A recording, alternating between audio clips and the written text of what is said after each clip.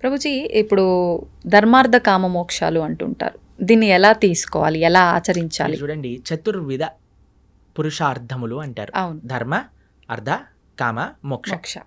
చాలా సింపుల్గా చెప్తాను, చాలా అద్భుతమైన విషయం చెప్తాను మీకు. హ్మ్. దీన్ని ఎలా జతపరచాలి అని అంటే, కామము మోక్షంతో, అర్థము ధర్మంతో. ధర్మ, అర్థ, అర్థ, కామ, కామ, మోక్ష మోక్ష. అన్నారు కదా, 4 ఉన్నాయి. హ్మ్. ఓకేనా? ధర్మాన్ని అర్థాన్ని కలపండి, హ్మ్. కామాన్ని మోక్షాన్ని కలపండి. హ్మ్. అర్థం అంటే ఏంటో తెలుసా అండి? హ్మ్. ఐశ్వర్యం, ఓ. డబ్బులు. దేంతో కలపమన్నా? హ్మ్. ధర్మంతో ధర్మంతో. కలపమన్నా. అంటే మనం సంపాదించే ప్రతి రూపాయి కూడా రూపాయి. ధార్మికంగా సంపాదించాలి, ధర్మం కోసం ఖర్చు పెట్టాలి. ఇదొక పాయింట్ అయిపోయిందా? ఓకే. కామము అంటే కోరిక. హ్మ్. ఏం కోరుకోవాలి నువ్వు? ఈ జన్మ ఎలా తరింపజేసుకోవాలి, భగవంతుడి యొక్క శాశ్వతమైన సేవ ఎలా చేయాలి, హ్మ్. అది మోక్షం. మోక్షం అంటే భగవంతుడి యొక్క శాశ్వతమైన సేవా స్థితిని పొందటం. ఆ.